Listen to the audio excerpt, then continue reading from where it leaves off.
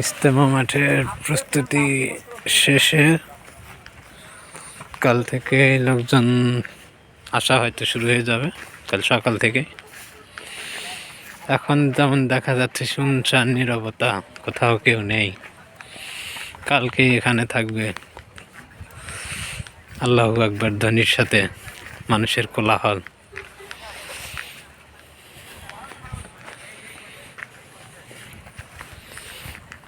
তবে মোটামুটি সব কিছুই কমপ্লিট হয়ে গেছে। আগের থেকে একটু প্যান্ডেল বড় করা হয়েছে প্রায়।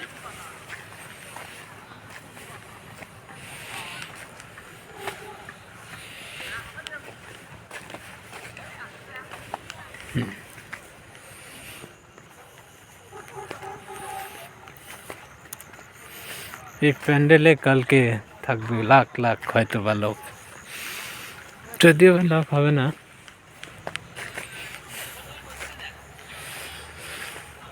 গতবারের ন্যায় এবারও সে আগের জায়গাতেই স্টেজ করা হয়েছে।